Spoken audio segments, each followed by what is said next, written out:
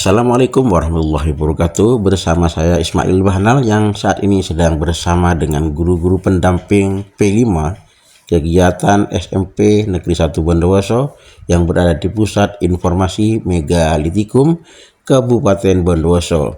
Kini saya akan memberikan sebuah penjelasan melalui reportase bersama Subkoordinator Sejarah dan Cagar Budaya Bondowoso, yaitu bersama Bapak Heri Kusdariyanto SS. Baik, kita akan menyimak penjelasan beliau.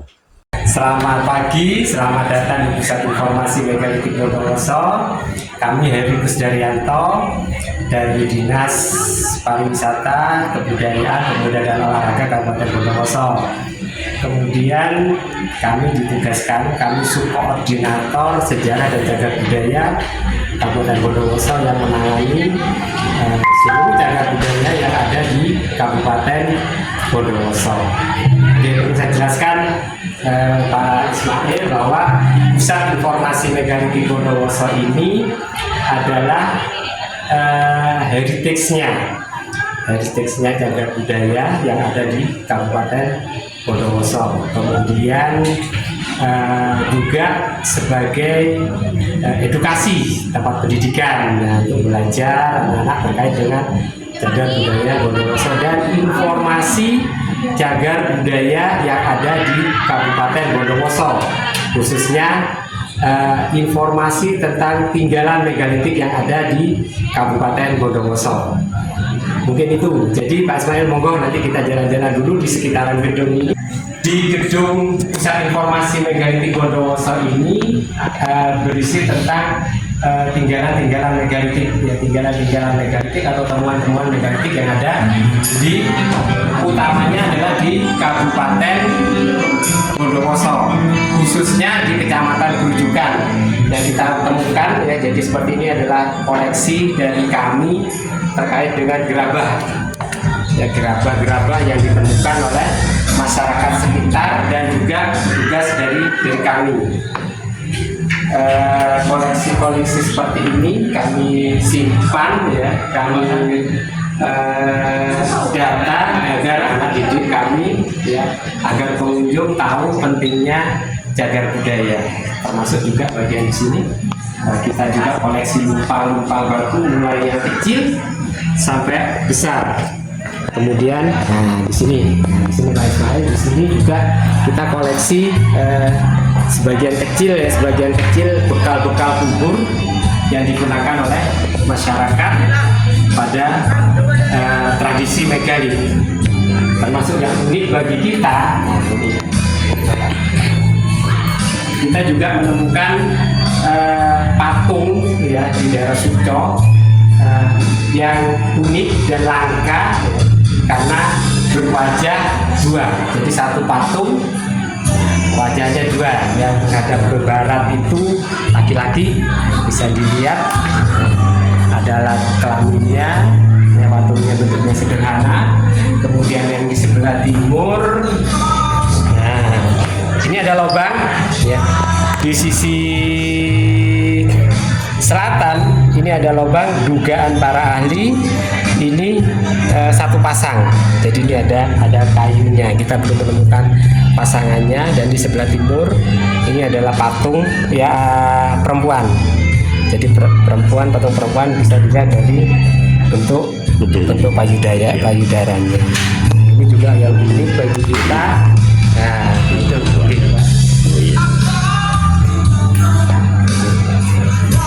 Kemudian di daerah sini juga koleksi-koleksi kita, temuan-temuan kita yang unik, ya.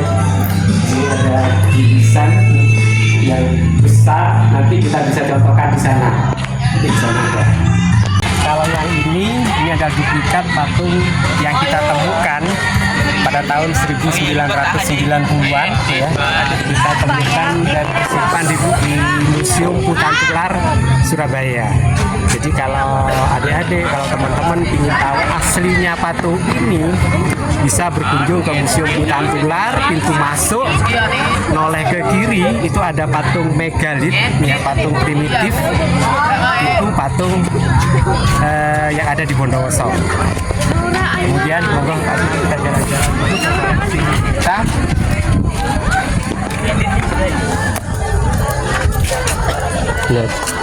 Ini koleksi berbagai macam batu kenong ya, yang unik yang kita bawa dari sekitar Bondowoso. Ini berbagai macam bentuk dari batu kenong, sehingga ini bentuk batu kenong, ada yang kenongnya 1, ada yang kenongnya 2 ya.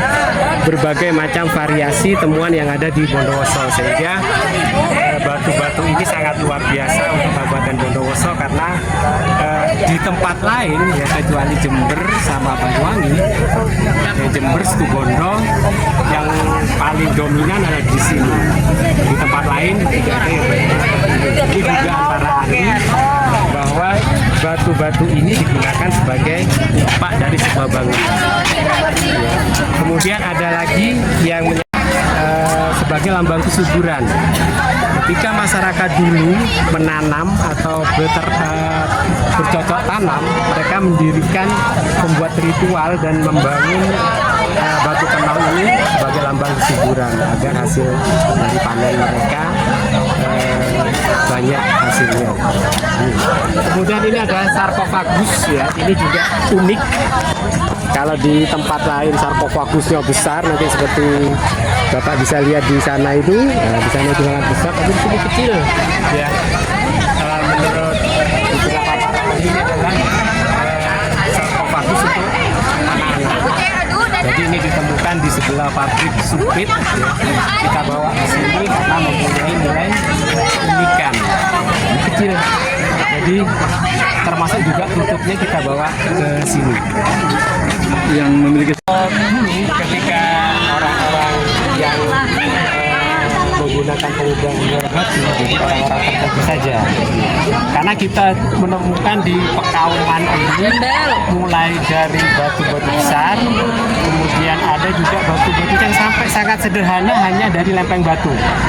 Nah, jadi itu bisa menunjukkan, bisa kita ketahui bahwa kelas dari yang dimakamkan itu berbeda. Jadi bangsa sarkofagus yang besar, dugaan kita adalah orang-orang tertentu atau tokoh adat. Ini juga yang unik ya. Kita ambil dari Suco. Ya. Kita ambil dari Suco, ini adalah aslinya adalah sebuah batu kenong. Jadi karena ada perubahan ya, karena ada perubahan fungsi, batu kenong ini juga bisa dijadikan lumpang oleh masyarakat pada waktu itu. Jadi sudah terjadi pergeseran. Batu kenong tidak hanya sebagai fungsi ganda, jadi tidak hanya sebagai upah dari sebuah bangunan atau batas wilayah atau lambang kesuburan ketika kita bercocok tanam, kita juga mempunyai fungsi lain. Ini di Suco kita menemukan sekitar 6. Jadi 6 batu seperti ini kita bawa satu ke sini, seperti ini kita bawa ke sini sebagai sampel. Hari saya mau tanya lagi, ini kan jenis batu yang sudah berumur ratusan tahun. Ya, betul. Ketika berumur ratusan tahun kan sangat bersejarah. Apa bisa jadi suatu saat misalnya ada orang yang berkeinginan, ada orang yang ingin mengambil apa semacam itu? Kalau mengambil secara undang-undang kita sudah boleh.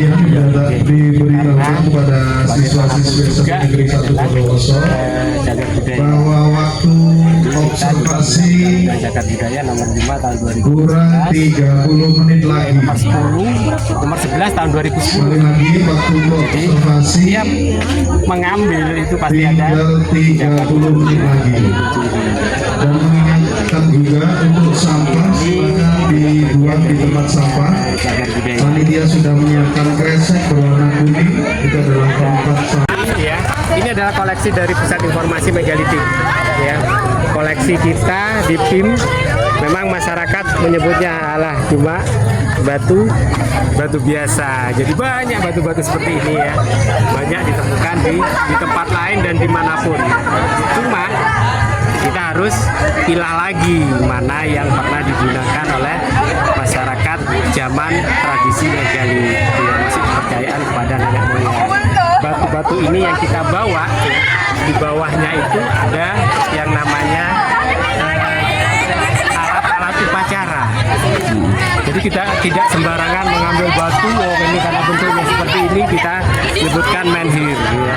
Jadi di bawah ini biasanya ada yang namanya mani-mani, kemudian ada kapak batu ya, kemudian ada berbagai macam gerabah ya, yang digunakan untuk pendirian batu-batu ini. Jadi kalau secara ilmiah, ilmiah ya, jadi menhir itu bisa berfungsi sebagai sakral ya, dan bisa berfungsi sebagai non sakral. Nah, yang saya tanya ini tidak langsung ada di sini. Ya, Ini diambil dari mana? Kalau yang ini kita ambil di sekitaran sini. Sekitar Iya. Tapi kita cek lagi karena ini adalah batu-batu alam yang digunakan untuk masyarakat pada masa lalu ya, tradisi megalitik. Kita juga harus hati-hati juga, kita juga harus meneliti apakah batu ini pernah digunakan atau tidak. Jadi salah satu cirinya biasanya pendiriannya menggunakan upacara-upacara pada waktu itu. yang saya tanyakan kan sebuah cagar budaya ketika sudah dipindah itu kan sudah menggambarkan sudah Tidak di situ lagi. iya tidak ori lagi. Tidak Apa dalam undang-undang dibolehkan oke. Di dalam undang-undang cagar budaya itu dibolehkan. Apabila benda tersebut yang pertama untuk pendidikan, ya, untuk pengetahuan, untuk koleksi museum, dan benda itu berada di lokasi yang jauh dari penduduk dan rawan hilang, itu bisa dipindahkan. Dengan satu syarat bahwa harus ada kajian, harus ada pemotretan awal, pemotretan akhir, kemudian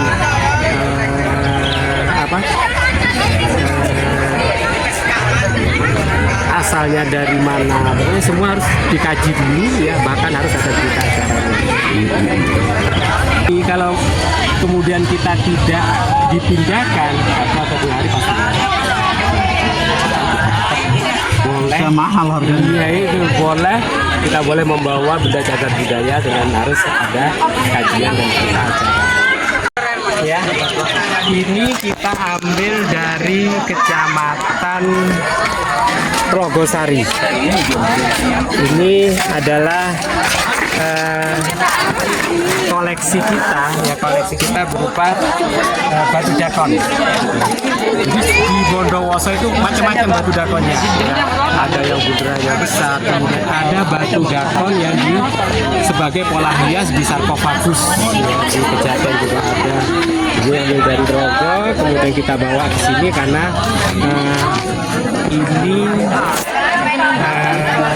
mempunyai nilai dan di pusat informasi kita belum menemukan karena kita belum memiliki koleksi seperti ini. Ini batu dakon yang menurut para ahli ini digunakan sebagai perhitungan pola tanam.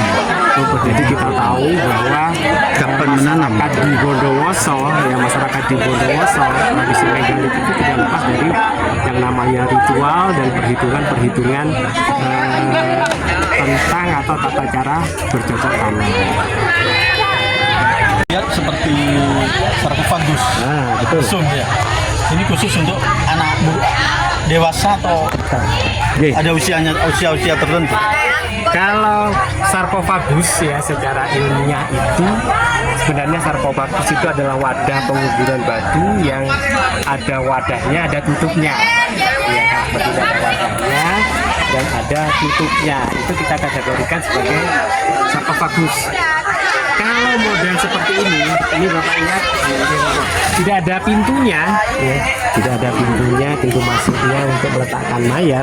Jadi yang dimakamkan di sini adalah hanya satu orang termasuk juga bekal kuburnya biasanya disiapkan.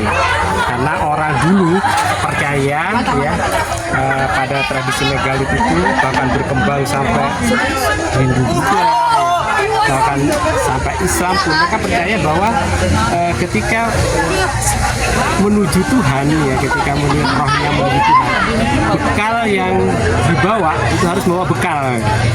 Jadi kalau sekarang Islam mungkin harus beriman, takwa, gitu kepada Tuhan.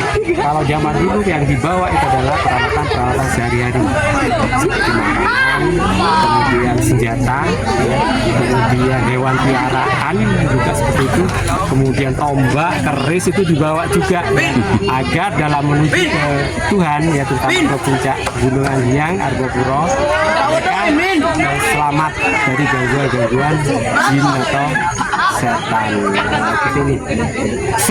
Ada juga model sarkofagus yang ada pintunya. Ini Jadi kalau ditutupkan. Jadi kalau seperti ini satu mayat ya sudah satu. Kalau di dinas pariwisata, jadi nanti monggo Bapak bisa lihat, nanti kalau ingin sering yang mana sih yang ada tutupnya, ya itu bisa ke dinas pariwisata, yang di dekat kebudayaan itu ada sarkofagus besar, sana ada pintunya. Jadi kalau ada pintunya,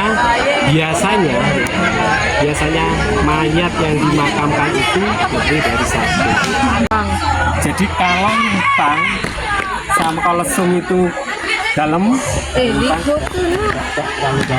kalau yang seperti ini alat pegangnya seperti yang di dalam itu Pak Ismail. Jadi yang batu bundar, bukan batu yang panjang, tapi batu bundar yang digunakan seperti ini. Makanya ketika ada temuan seperti ini kemarin di belakang di sebelah selatan pusat informasi, kalau bersama juga ini berada di Banyu Putih, Kecamatan Beringin. Jadi kalau ibu mau ke sana sekarang bagus-bagusnya ya, karena batu labeng ini adalah tata cara masyarakat pada zaman tradisi megalit sebagai pertanda musim kemarau. Kemarin sudah juru pelihara kami sudah laporan terus, Pak Heri sudah pas di tengah. Ya, berarti sekarang sudah akan menghadapi musim kemarau. Kemarin sudah pas di tengah, di lubang tengah antara dua lubang itu, mataharinya berada di sana. Di sana ada batu tatengernya juga untuk melihat, ya, di Kota Labeng. Jadi ketika matahari berada di lubang kedua pintu ini, ya, musim kemarau akan tiba. Kalau dulu biasanya dilakukan upacara agar musim kemarau itu tidak panjang.